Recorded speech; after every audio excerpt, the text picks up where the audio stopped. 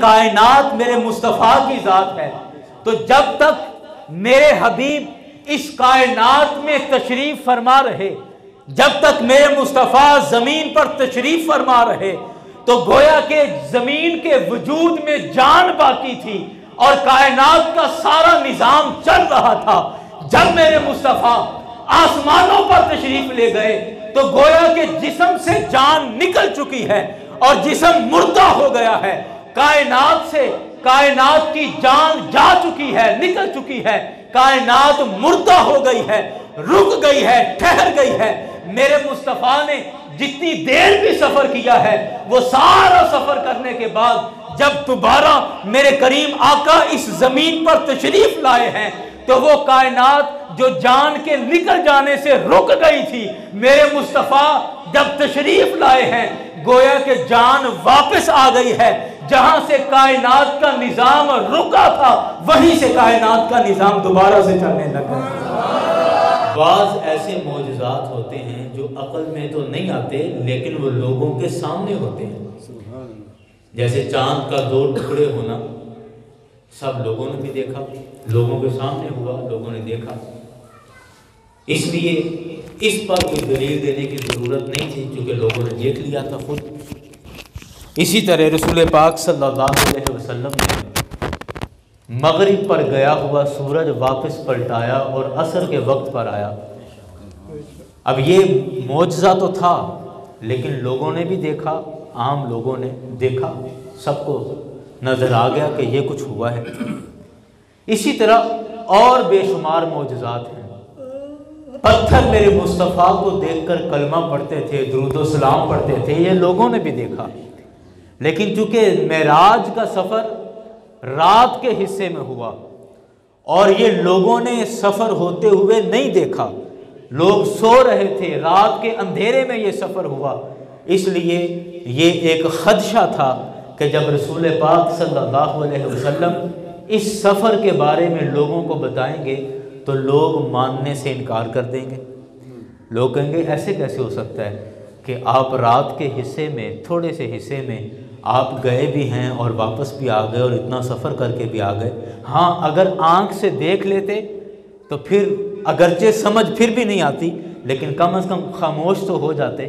تو اب یہ سفر چونکہ رات کا تھا اور سفر پر کوئی لوگوں میں سے کوئی گواہ موجود نہیں تھا، اس لیے رب کائنات نے جب اس معجزے کا ذکر فرمایا تو اس کو لفظ سبحان سے شروع کیا کہ وہ ذات جس نے یہ سیر کرائی ہے، وہ ذات جس نے یہ معجزہ عطا کیا ہے، وہ ذات سبحان ہے، یعنی پاک ہے، ہر قسم کے عیب سے پاک ہے، وہ جھوٹ بولنے سے پاک ہے، غلط بیانی سے پاک ہے، تمام عیبوں سے پاک ذات یہ بیان کر رہی ہے کہ میں نے اپنے محبوب کو معراج کی رات معجزہ عطا فرمایا، تاکہ یہ معجزہ پڑھنے والا، یہ آیت پڑھنے والا پہلے لفظ سے سمجھ جائے کہ جس نے یہ سیر کرائی ہے وہ ہر عیب سے پاک ہے۔ اللہ اکبر۔ پھر فرمایا کہ اسرا بعبدہ، کہ وہ ذات پاک ہے جس نے سیر کرائی اپنے بندہ خاص کو۔ سامنے ذی وقار یہاں پر کچھ لوگوں نے رسول اکرم صلی اللہ علیہ وسلم کی ذات مبارکہ کے حوالے سے بڑی بے تکی اور عجیب باتیں اپنی کتابوں میں لکھی ہیں، جن میں سر فہرست سر سید احمد خان ہے جس نے خطبات احمدیہ میں یہ بات بڑی شد و مد کے ساتھ اس نے بیان کی۔ اس نے لکھا کہ معراج کا جو سفر تھا یہ کوئی سفر نہیں تھا، یہ تو بس ایک خواب تھی جو سرکار علیہ الصلوۃ والسلام کو رات کو سوتے میں نظر آئی۔ ایک خواب تھی، یہ خواب دیکھا تھا، خواب میں اس طرح گئے کہ پہلا آسمان آیا، پھر دوسرا آسمان آیا، اور یہ کوئی باقاعدہ ایک سفر نہیں تھا، یہ اس نے لکھا۔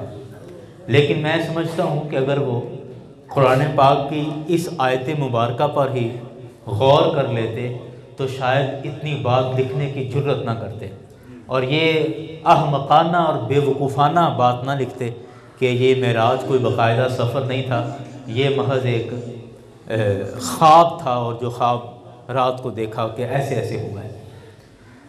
وہ مسئلہ کیا ہے؟ سب سے پہلی بات یہ ہے کہ فرمایا الذی اسرا، اسرا کا لفظ استعمال کیا قرآن پاک نے۔ اسرا کا مطلب ہے سیر کرائی۔ یہاں پر یہ نہیں فرمایا کہ ہم نے اپنے محبوب کو خواب دکھائی، خواب کا ذکر اس آیت کے اندر نہیں۔ دوسرا، خواب کو آپ پیچھے بھی ہٹا دیں، خالی دیکھنے کا بھی ذکر نہیں ہے۔ یہ بھی نہیں کہا کہ پاک ہے وہ ذات جس نے دکھایا اپنے بندہ خاص کو، ایسا بھی نہیں ہے۔ یہاں جو لفظ استعمال کیا وہ دکھانے کا یا خواب کا نہیں، بلکہ فرمایا کہ اسرا، سیر کرائی۔ اور لفظ سیر اس بات کی دلیل ہے اور اس بات کی طرف اشارہ کر رہی ہے کہ یہ باقاعدہ ایک سفر تھا جس پر سرکار اپنے جسم اطہر کے ساتھ گئے تھے۔ یہ خواب نہیں تھا، بلکہ باقاعدہ جیسے باغ میں یا پارک میں جا کر سیر کی جاتی ہے، اپنے جسم کے ساتھ جا کر وہاں ٹہلا جاتا ہے، اسی طرح اس رات اللہ کا محبوب رب کی جنت میں ٹہلتا رہا ہے۔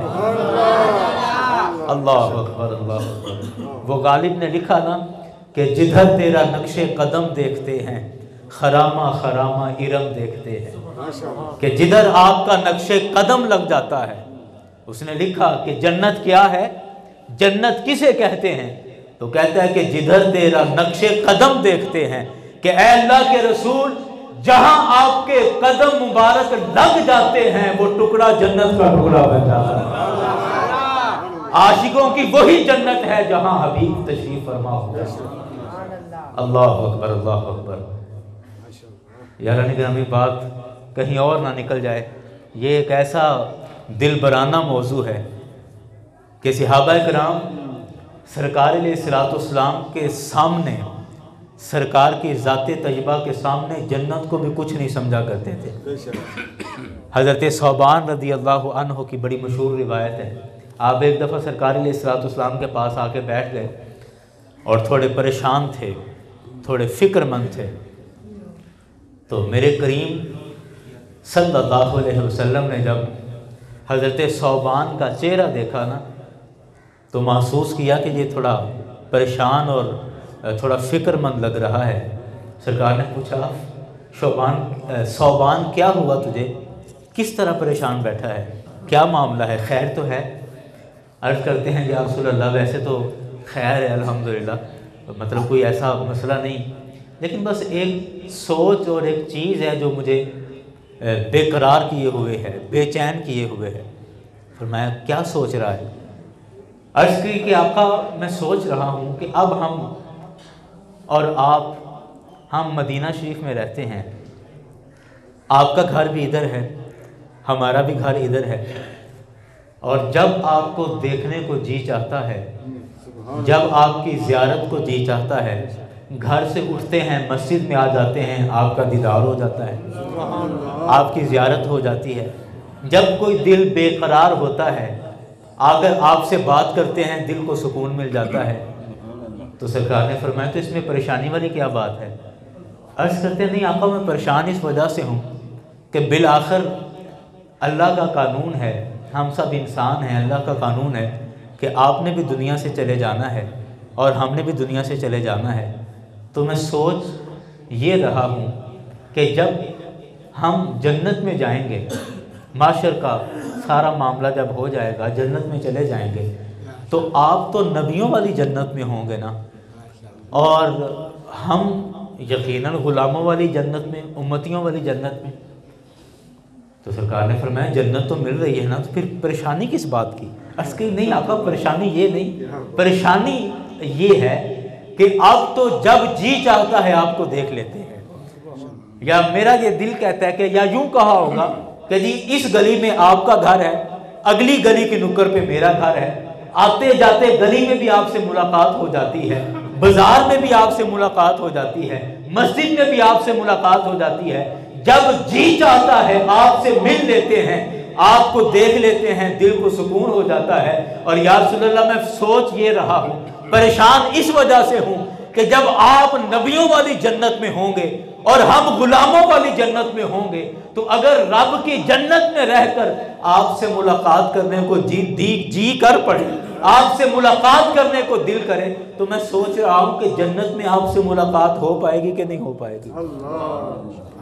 اللہ اکبر، یا رسول اللہ آپ کو دیکھے بغیر تو جنت میں بھی جی نہیں لگے گا۔ ہائے ہائے ہائے، میں اس لیے عرض کر رہا تھا کہ بات کسی اور طرف نکل جائے گی شاید، کہ صحابہ کرام تو رسول اکرم صلی اللہ علیہ وسلم کی ذات طیبہ کے سامنے جنت کو بھی کچھ نہیں سمجھا کرتے تھے۔ اب دیکھیں کیسا دیوانہ ہے کہ جس کا جنت میں بھی جی نہیں لگتا ہے، جنت میں بھی دل نہیں کرتا، کہتے نہیں یا رسول اللہ ہماری جنت وہی ہے جہاں آپ تشریف فرما ہو، جہاں آپ نہ ہو اس جنت میں بھی ہمارا جی نہیں لگتا ہے۔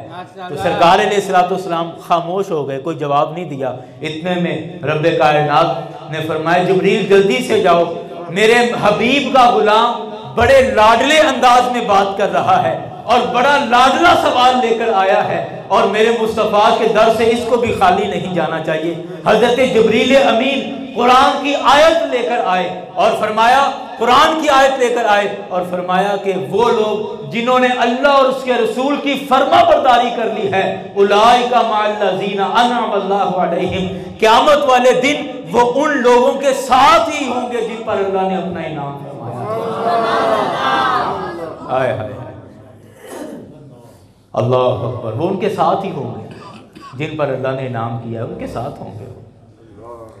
اللہ اکبر، میں بات عرض کر رہا تھا کہ جنت وہی ہے جہاں میرے مصطفیٰ کے قدم لگ گئے، جہاں میرے مصطفیٰ تشریف فرما ہے، جدھر تیرا نقش قدم دیکھتے ہیں خرامہ خرامہ ارم، ارم کہتے ہیں جنت کو، جدھر تیرا نقش قدم دیکھتے ہیں خرامہ خرامہ ارم دیکھتے ہیں۔ اللہ اکبر، فرمایا کہ سیر کرائی بعبدہ، اپنے بندہ خاص کو۔ اللہ اکبر، اب عبد کا جو لفظ ہے یہ خالی روح پر نہیں بولا جاتا۔ وہی بات کہ یہ معراج خواب میں ہوئی تھی یا جسمانی طور پر ہوئی تھی، تو عبد کا لفظ فرمایا کہ میں نے اپنے بندہ خاص کو، بعبدہ کو میں نے سیر کرائی ہے، اللہ نے فرمایا۔ تو عبد کا لفظ خالی روح پر نہیں بولا جاتا، خالی روح ہو تو اس کو آپ بندہ نہیں کہہ سکتے، اسی طرح خالی جسم ہو تو اس کو بھی بندہ نہیں کہا جاتا، اس کو بھی ہم میت کہتے ہیں، مرحوم کہتے ہیں، اور لفظ بولتے ہیں، بندہ نہیں کہتے۔ خالی روح کو بھی بندہ نہیں کہا جاتا، خالی جسم کو بھی بندہ نہیں کہا جاتا۔ بندہ تب کہیں گے جب روح اور جسم دونوں اکٹھے ہوں گے، اور اللہ نے فرمایا کہ میں نے بعبدہ کو، اپنے بندے کو سیر کروائی ہے۔ تو یہ دوسرا لفظ بھی یہ بات بیان کر رہا ہے کہ اللہ نے یہ جو سیر کروائی ہے یہ خواب نہیں تھا، بلکہ سرکار اپنے جسم اطہر کے ساتھ آسمانوں پر گئے تھے۔ اچھا، یہاں پر تھوڑی سی میں سائنسی بات کر دوں، بالخصوص جو ہمارے اسٹوڈنٹس یہاں بیٹھے ہیں جو سائنس پڑھ رہے ہیں، طالب علم ہیں سائنس کے، وہ اس بات کا لطف لیں گے۔ یہاں پر کسی نے مستشرقین کی طرف سے یہاں پر ایک اعتراض آتا ہے، اعتراض یہ آتا ہے، کہتے ہیں کہ انسان کے جسم کے لیے ممکن ہی نہیں ہے کہ وہ خلا میں سفر کر سکے۔ مثال کے طور پہ وہ کہتے ہیں کہ فضا میں اوپر ایک حد تک انسانی جسم جا سکتا ہے، جب وہ حد ختم ہو جائے گی تو اس سے اوپر انسانی جسم نہیں جا سکتا۔ اس کی ایک وجہ ہے، وجہ یہ ہے کہ ہماری خلا کے اندر مختلف قسم کی گیسیں اور مختلف قسم کے کیمیکلز موجود ہیں، اور یہ سائنس کے طالب علم جانتے ہیں کہ ٹروپوسفیئر اور میزوسفیئر اور تھرموسفیئر، یہ 4 مختلف تہیں بیان کی جاتی ہیں خلا کی۔ کوئی تہ اتنی شدید گرم ہے کہ وہاں اگر کوئی بھی شے پہنچے گی تو وہ جل کے راکھ ہو جائے گی، کوئی تہ اتنی شدید سرد ہے کہ وہاں کوئی بھی شے پہنچے گی تو وہ جم جائے گی سردی کی وجہ سے۔ تو اب انسان کے جسم کا آسمانوں پر سفر کرنا ممکن ہی نہیں ہے، تو پھر یہ سفر کیسے ہو گیا؟ اللہ اکبر، اللہ اکبر۔ یاران گرامی، اس کے میں 2 جواب عرض کرتا ہوں۔ پہلی بات یہ ہے کہ یہ رسول اکرم صلی اللہ علیہ وسلم کا معجزہ ہے، اور معجزہ ہوتا ہی وہ ہے کہ جو عقل اور سمجھ سے ماورا ہو، جو عقل میں نہ آئے، سمجھ میں نہ آئے، اس کو معجزہ کہتے ہیں۔ یہ تو سادہ سی بات ہے۔ اور دوسری بات یہ ہے کہ اس فضا کے اندر، خلا کے اندر جتنی بھی گیسیں یا گیسوں کی جتنی بھی تہیں ہیں، آپ ذرا سوچ کے دیکھیں وہ ساری گیسیں کس کی پیدا کردہ ہیں؟ بولیں تو صحیح، وہ سارا ماحول کس کا بنایا ہوا ہے؟ اللہ تعالیٰ کا۔ وہ ساری تہیں کس کی تخلیق کردہ ہیں؟ خدا تعالیٰ کی تخلیق کردہ ہیں۔ اسی وجہ سے اس واقعے کو رسول اکرم صلی اللہ علیہ وسلم کی زبان سے اللہ نے نہیں کہلوایا۔ ہو سکتا تھا نا، یہ بھی ممکن تھا نا کہ اللہ فرماتا ہے قل، اے حبیب آپ فرما دیں کہ اللہ نے مجھے سیر کروائی ہے۔ نہیں، سرکار کی طرف نسبت نہیں کی، خود نہیں کہا کہ کوئی یہ نہ سمجھے کہ انسان کیسے کر سکتا ہے، اور وہاں تو مختلف گیسیں ہیں، اور انسان کا جسم وہ تہیں کیسے کراس کر سکتا ہے، کیسے عبور کر سکتا ہے۔ اللہ نے اس سیر کی نسبت اپنی طرف کی کہ میں بیٹھا ہوں، میں رب ہوں جس نے یہ سیر کروائی ہے، میں خود ہوں جس نے یہ سیر کروائی ہے، اور یہ ساری گیسیں میری ہی تخلیق کردہ ہیں، یہ ساری فضا میری تخلیق کردہ ہے، آسمان میرا بنایا ہوا ہے، سورج میرا بنایا ہوا ہے، چاند ستارے میرے بنائے ہوئے ہیں، اور کائنات کی ہر شے میرے حکم پر تابع دار ہے اور فرما بردار ہے۔ میں جس کو روکنا چاہوں روک سکتا ہوں، جس کو چلانا چاہوں چلا سکتا ہوں۔ جب یہ سیر کروانے والا میں ہوں تو پھر تم کون ہوتے ہو اعتراض کرنے والے؟ تو جس رب نے ان تمام چیزوں کو پیدا کیا ہے، وہ رب جو ان تمام گرم چیزوں کو گرم کرتا ہے، ٹھنڈی کو ٹھنڈی کرتا ہے، وہ رب اپنے جس حبیب کے لیے اس رب نے ساری کائنات کو بنایا ہے، تو کیا خیال ہے اپنے حبیب کے لیے وہ رب کائنات کا نظام نہیں بدل سکتا ہے؟ اللہ اکبر، اللہ اکبر۔ کہ جس رب نے یہ ساری کائنات کا نظام، یہ ساری کائنات کی محفل ہی رسول اکرم صلی اللہ علیہ وسلم کے لیے سجائی ہے، تو کیا اس کائنات کے اصول سرکار کے لیے نہیں بدل سکتے؟ یاران گرامی، بدل سکتے کیا، بدلے ہیں۔ سورج اپنے مدار میں چلتا ہے، اس کا ایک اپنا دائرہ ہے جس میں وہ سفر کرتا ہے، اور سورج کو کوئی بندہ بھی واپس نہیں بلا سکتا۔ یہ بھی تو کائنات کا ایک نظام ہے نا، ایک سسٹم ہے، قدرت کا ایک نظام ہے۔ اللہ اکبر۔ اور رسول اکرم صلی اللہ علیہ وسلم نے سورج کو واپس بلایا۔ چاند کا ایک اپنا دائرہ ہے، رسول پاک صلی اللہ علیہ وسلم نے اس کو 2 ٹکڑے کیا۔ اور یاران گرامی، یہ سارا کچھ قدرت کے قانون کے مطابق نہیں ہوا۔ قانون یہ نہیں ہے کہ چاند ٹوٹ جاتا ہو، قانون نہیں ہے۔ سورج کا یہ قانون نہیں ہے کہ وہ واپس بھی آتا ہو، نہیں، وہ اپنے دائرے میں جو اس کا سسٹم ہے وہ چلتا ہے۔ لیکن اللہ تعالیٰ جس رب نے اس کائنات کو اپنے محبوب کے لیے بنایا ہے، وہ رب اس کائنات کا نظام بھی اپنے محبوب کے لیے تبدیل کر دیتا ہے۔ اور رسول اکرم صلی اللہ علیہ وسلم کا ایسے ماحول میں سفر کرنا، میں سمجھتا ہوں ہمارے لیے ایک بہت بڑی ہدایت ہے۔ وہ ہدایت کیا ہے؟ سرکار کا سفر ہمیں یہ بتاتا ہے کہ لوگوں دیکھو، رستے میں مختلف قسم کی گیسیں تھیں، مختلف قسم کی تہیں تھیں، کہیں جلا دینے والی تہ ہے، کہیں جما دینے والی تہ ہے، کہیں کشش ثقل ہے جو کہ اپنی طرف کھینچنے والی کشش ہے، لیکن میں ان سب کو چیرتا ہوا، سب کو چھوڑتا ہوا اپنے رب کی بارگاہ میں حاضر ہوا ہوں۔ اور یہی سبق امتیوں کے لیے ہے کہ تم دنیا میں رہتے ہو، دنیا میں مختلف چیزیں تمہیں اپنی طرف کھینچتی ہیں۔ کہیں اولاد کی محبت تمہیں نماز سے غافل کر دیتی ہے کہ جی میں آیا تھا ڈیوٹی سے، پھر بس بچوں میں لگ گیا تو دھیان میں نہیں رہا نماز پڑھنی تھی۔ کہیں اولاد کی محبت ہمیں نماز سے دور کر دیتی ہے، کہیں مال کی محبت ہمیں مسجد سے دور کر دیتی ہے، کہیں دیگر دنیا کی رنگینیاں ہمیں خدا سے دور کر رہی ہیں۔ میرے مصطفیٰ کے معراج کا سفر ہمیں یہ سبق بھی دے رہا ہے کہ دنیا کی رنگینیوں میں پڑ نہ جانا، دنیا کی رنگینیوں میں کھو کر نہ رہ جانا۔ ان تمام رنگینیوں کے باوجود یہ دنیا کی کشش تمہیں اپنی طرف کھینچے گی، مائل کرے گی، لیکن کامیاب کون ہے؟ کامیاب وہ ہے جو مصطفیٰ کے طریقے پر عمل کرے، اور وہ کیا ہے کہ ساری رنگینیوں کے باوجود، ساری کششوں کے باوجود ان سب کو چیرتا ہوا اور اپنا رستہ بناتا ہوا رب تعالیٰ کی بارگاہ میں پہنچ جائے۔ سبحان اللہ، ماشاءاللہ، اللہ اکبر۔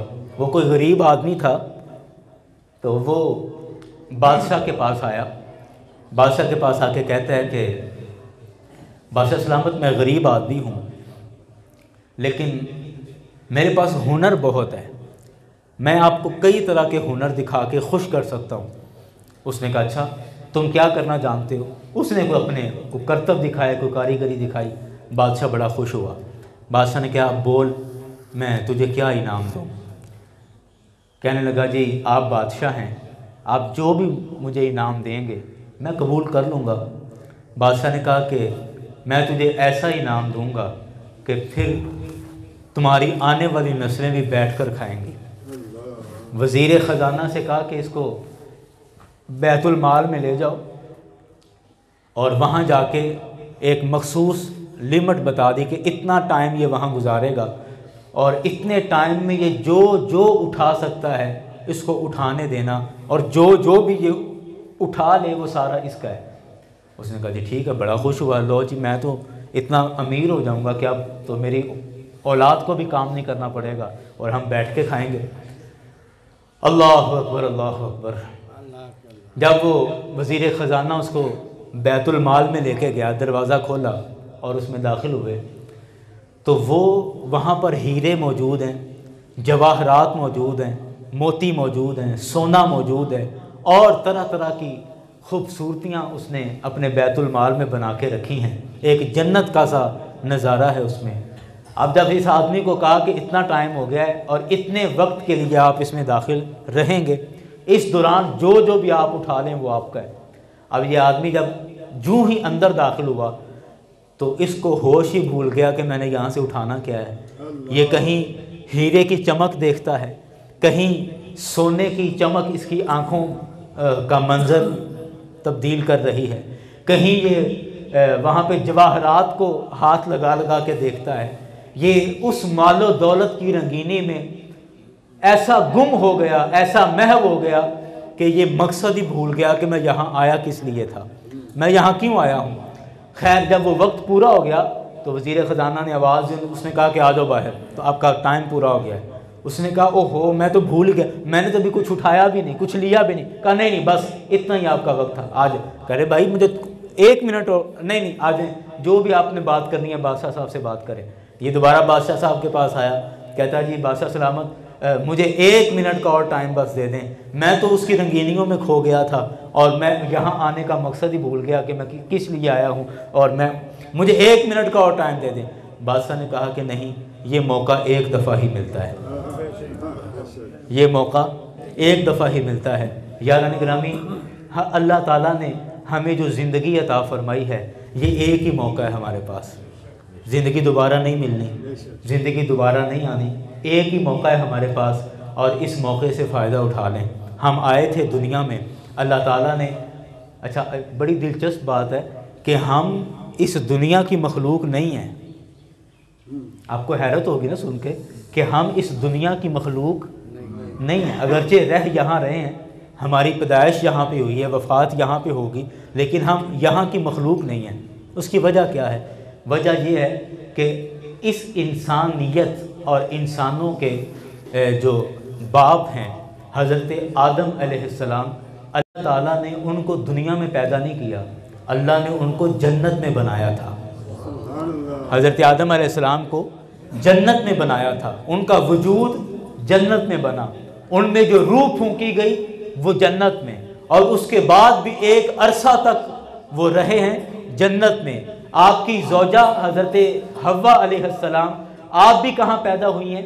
جنت کے اندر، رہے بھی وہاں، پیدا بھی وہاں ہوئے، جسم بھی وہیں بنا، روح بھی وہیں پھونکی گئی۔ تو اصل ہم جنتی مخلوق ہیں، اصل ہم کیا ہیں؟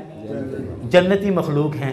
ہمیں ایک سفر پر بھیجا گیا ہے، ہمیں ایک سفر پر بھیجا گیا ہے، اور اس سفر کو پورا کر کے ہم نے واپس اپنے گھر جانا ہے۔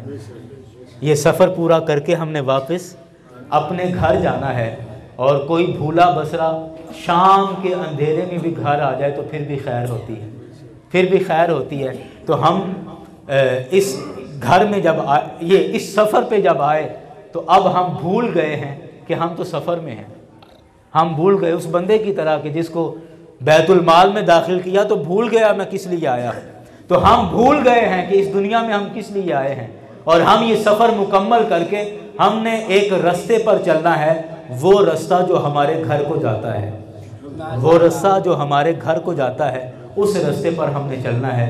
لیکن یاران گرامی آپ دیکھیں رب تعالیٰ کی ہم پر کتنی مہربانی ہے کہ اس رب نے ہمیں ہمارے گھر کا رستہ سمجھانے کے لیے یہ نقشہ بھی دے دیا ہے، یہ نقشہ بتا دیا ہے، یہ میپ ہے ہمارے لیے، نقشہ ہے کہ اس نقشے پر عمل کرتے ہوئے اپنے گھر کا رستہ تلاش کر لو۔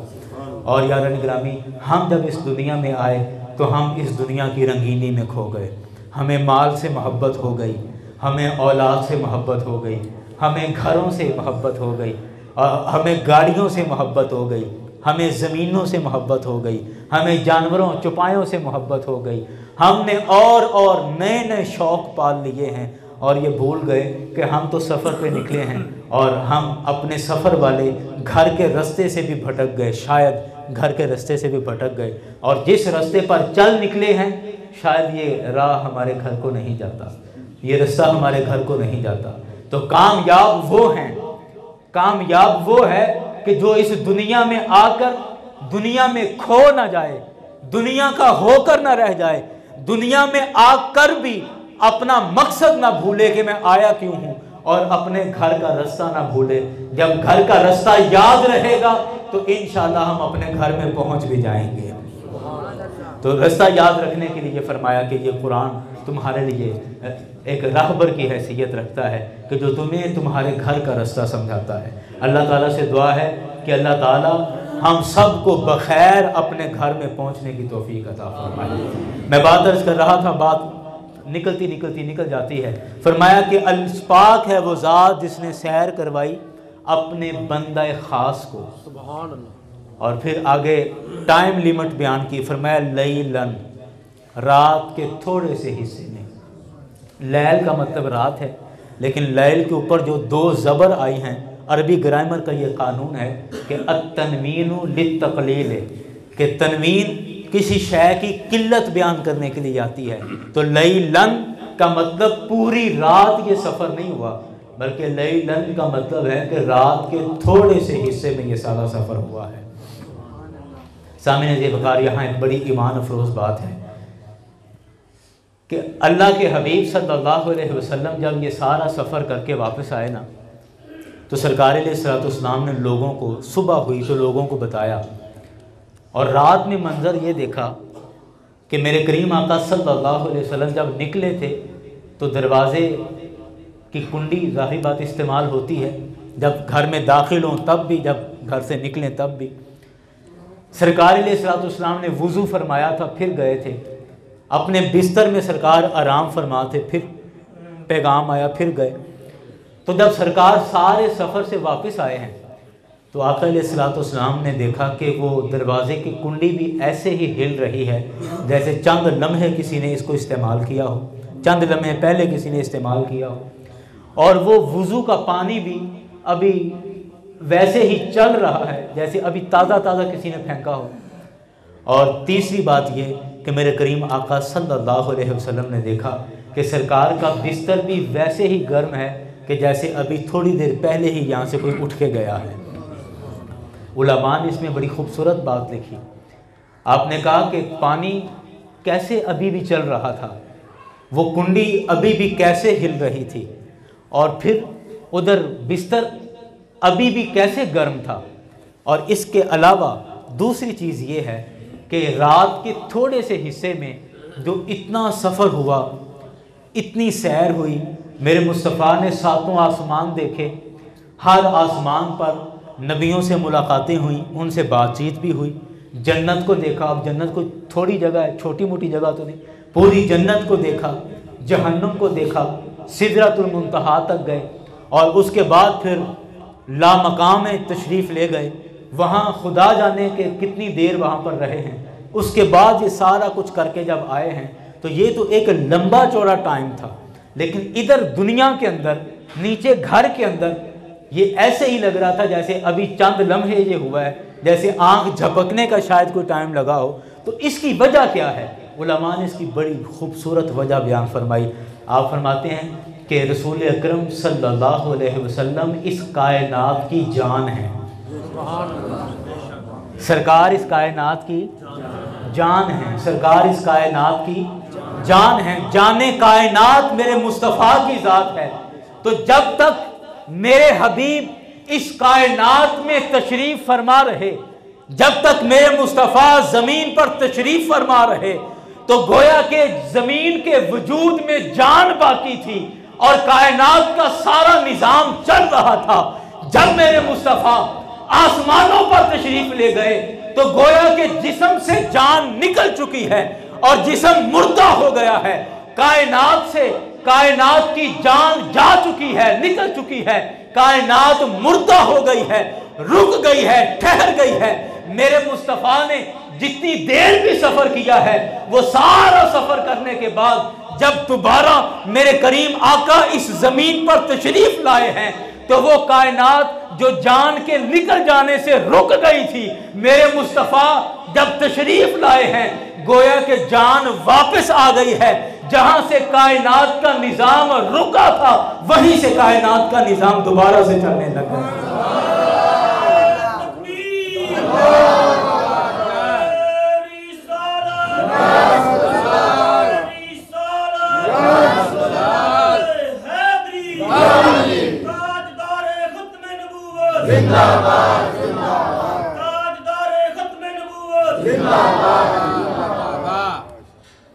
اللہ اکبر اللہ، کہ جان جب تک جسم میں اس کائنات میں، جانے کائنات جب تک اس کائنات میں موجود تھے نظام چل رہا تھا۔